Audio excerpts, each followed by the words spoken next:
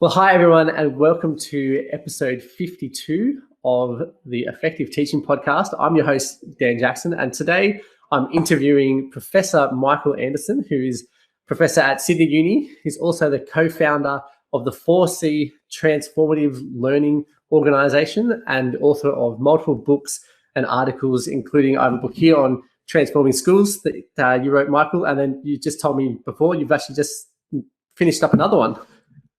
Yeah, we've finished. We've got up the top of the book writing hill, and we've gone crazy and called this book "Transforming Education," just to give it a different feel. But that should be coming out kind of April next year. But it's a real deep dive into the things we actually need to do to transform schools in terms of curriculum, pedagogy, teacher education, values, leadership, the whole lot. So I think people will find it very useful in answering the how of transformation. There's a lot of talk about why transformation's important, but this is the how to do it on a day-to-day basis in schools. Yeah, I think it'll be good timing given the recent review of our New South Wales-based curriculum that's just happened. Yeah, certainly. And look, I think there's a lot of emphasis on the need to transform in that review. But again, as so many reviews in the past, there's not much on the how we actually do that. And I think that's what we try and get into more and more in our work. All right. So obviously you're all about transforming schools. Why are you transforming them? What are you transforming them towards? So, I mean, we were chatting a bit before about how I've loved reading this because it talks a lot about helping students to essentially become lifelong learners. It's got a lot better description of it, I guess, in the book than what I just gave then. But that's kind of what this podcast is all about too, is about getting teachers and helping them to create students that are skilled and ready for life beyond school, where they actually can learn. Because for me, I think if students can learn, it sets them up for anything that comes at them with life. If you know how to learn, you can learn anything, basically. But can you just tell me why is it so important that this happens? Well, I think we've got a schooling system which is pretty much unchanged from the school I went to, 30, 35 years ago. And the problem is the world's changed exponentially since I went to school. So I don't think it's okay that we still have a school system that teaches in the way that it taught 35 years ago and is organised in the way it did 35 years ago. We've got a lot of research around at the moment, going back to kind of 2013 with the work Frey and Osborne did on the changing workplace and world. And they were saying back then that 47% of jobs would become redundant. We've had report after report since then that don't agree on the number. They say sometimes less, sometimes more.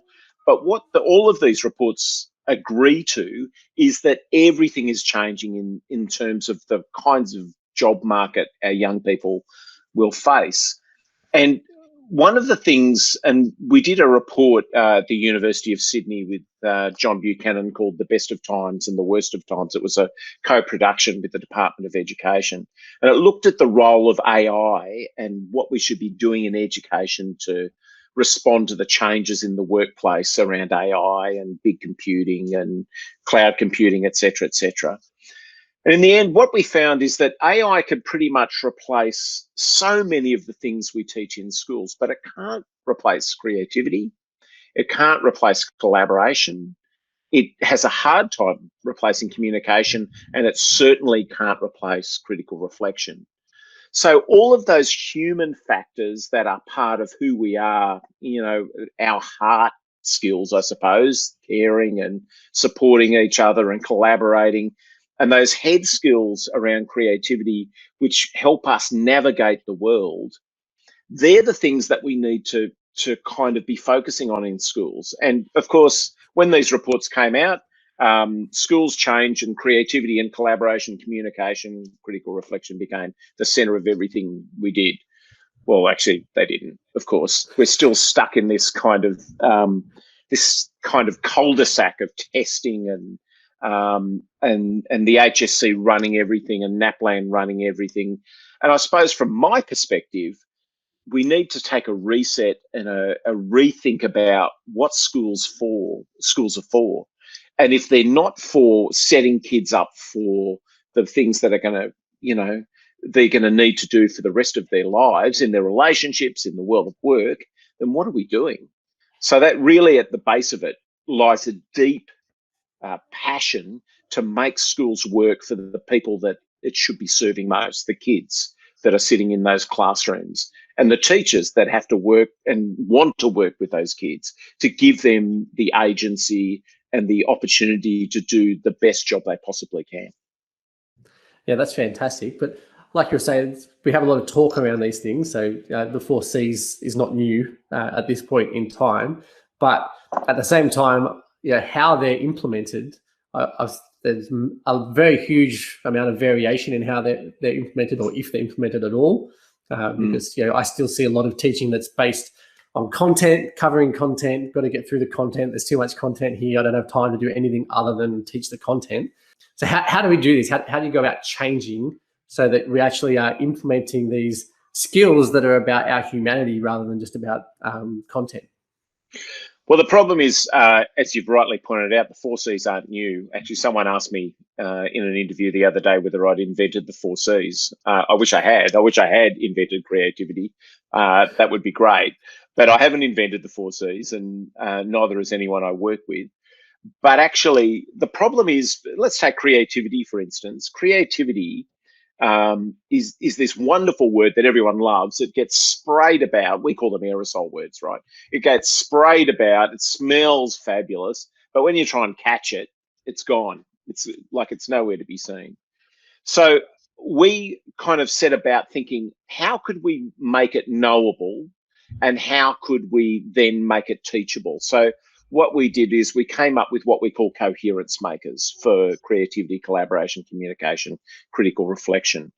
And these coherence makers actually have 4 stages to them. So creativity is noticing, asking why, really why, playing with possibility, and then selecting and evaluating.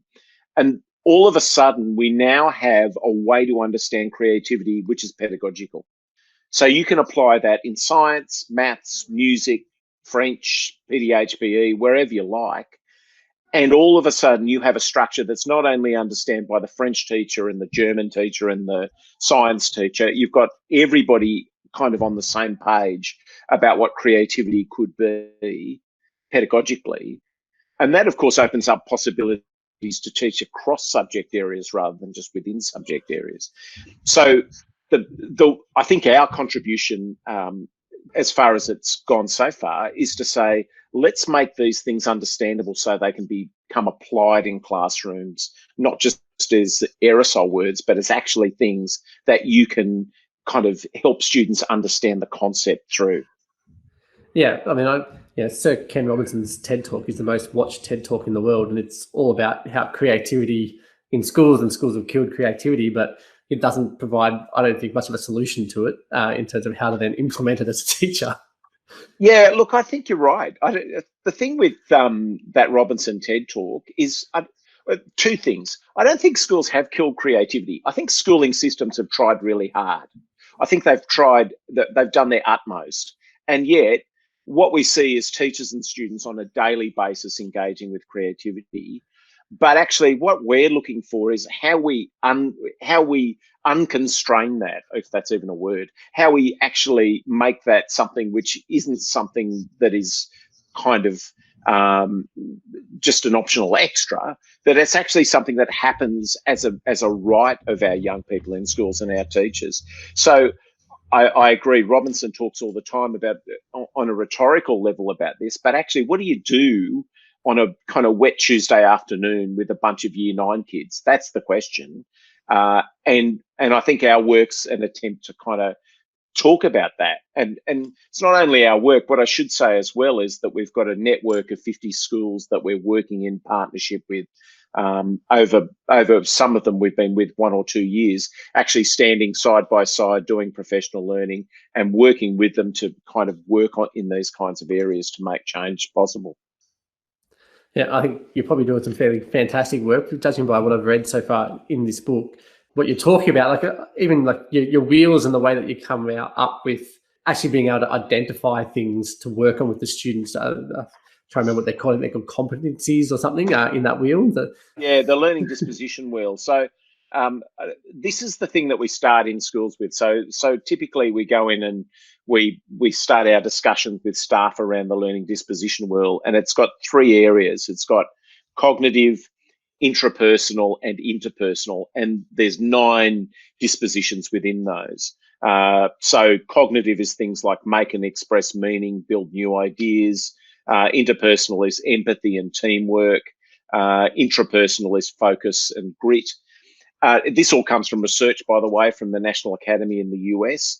But the point of that is that schools aren't just, to quote Robinson, a kind of a head-based experience. They are actually about how we relate to each other. They are about how we grow in ourselves. And of course, they are about thinking. But it's all of those together which makes learning possible. It's interesting. We went to a school, a very kind of academically effective school about a year ago, and we were talking about the cognitive, the intrapersonal, and the interpersonal. And this school said, "Oh, well, look, we're very good at the cognitive, but we're not very good at the interpersonal or the intrapersonal." The problem is, if you're not good at the interpersonal or the intrapersonal, you're not good at the cognitive. You haven't understood how it all works together. And I think that's one of the things that many teachers kind of come to, that we've kind of often got our well-being or our welfare work, and then we've got our academic work, and then we've got our co-curricular work, and we've got our curricular work. These all should be working together. Like, I mean, if you think about the kinds of learning kids get from working in teams, whether it's a basketball team, the rugby team, the netball team, whatever it is, that learning is absolutely curricular learning, and yet we parcel it off and pretend it's not learning.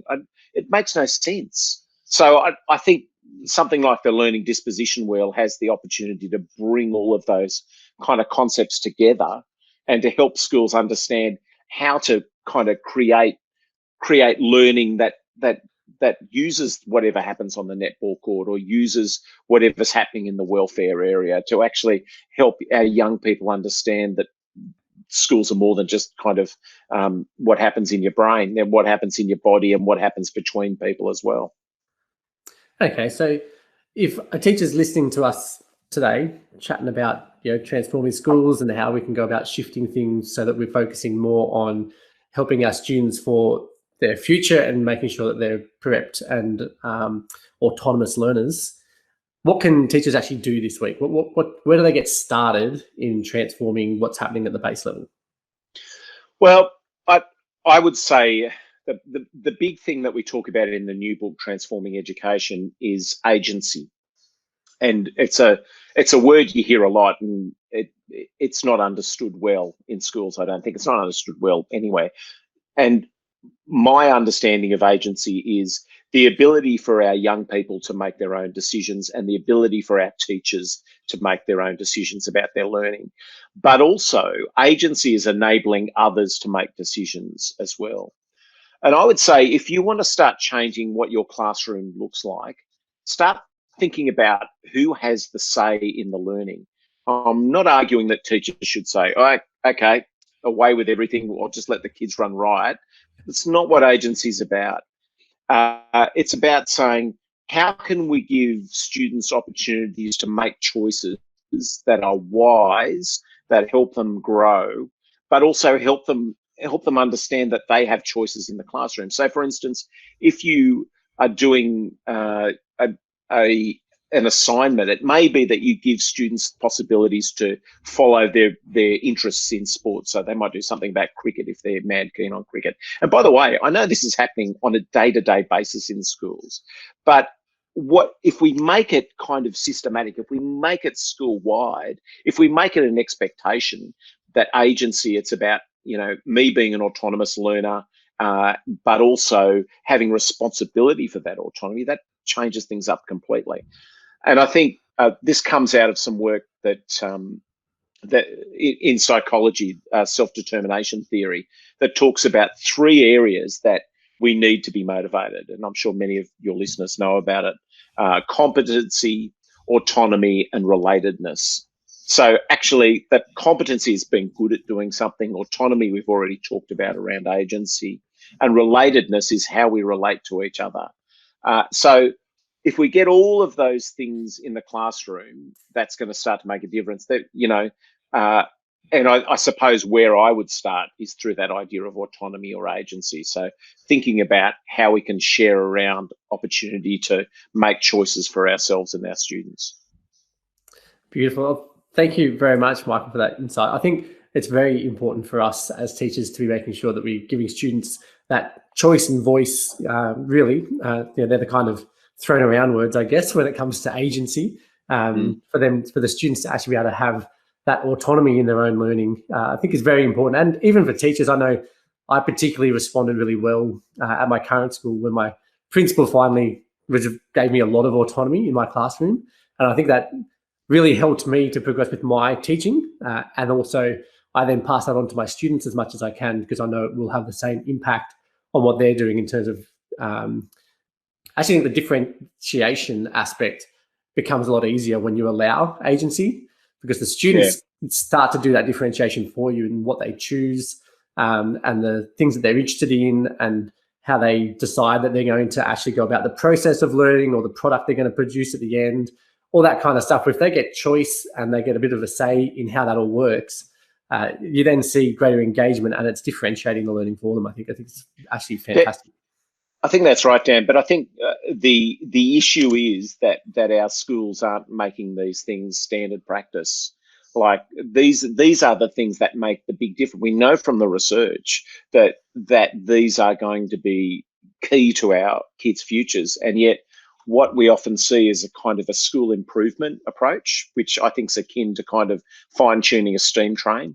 We want to do the bits that we're already doing better. I suppose our approach is a bit more radical than that. We actually want to rethink all of this to say agency should be standard practice. Creativity should be standard practice. Autonomy should be standard practice. So how do we actually work with schools to help them move to a position where that's possible?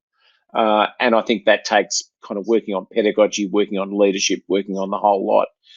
And that's a long, slow, hard, but I think ultimately joyous process. And that's what we find when we work with our schools. They start to love the change as well as kind of find it hard, because, that kind of change isn't easy. But when you start to unleash your autonomy, it can become quite extraordinary. Yeah, I definitely agree there. Well, thank you so much for your time, Michael. I really appreciate, you're very busy working on multiple books. I'm sure you've got classes and stuff too that you are also looking after at Sydney. So just for our listeners, if you want to access the show notes or to see the visuals and stuff from this podcast, please come over to teacherspd.net/52. I'll have links there. You can go and find Michael. You can go and have a look at the work that the 4Cs Transformative Learning Organisation are doing. I'll have a link to their site from there. And also I'll put up an image, and you'll see the image in the video as well, of the Learning Dispositions Wheel that Michael was talking about in the podcast. So come over and check that out. Now, of course, don't forget that there is a competition going. Okay, so leave a review of the podcast if you're in Apple. If you're on a system that doesn't allow you to provide a review of Teachers PD on Facebook or in Google. Take a screenshot of your review and then come and share it. Post it on Instagram and tag me at Dan Jackson TPD. That's TPD for Teachers PD. Or join the Facebook group, the Effective Teaching Podcast, and share it in there.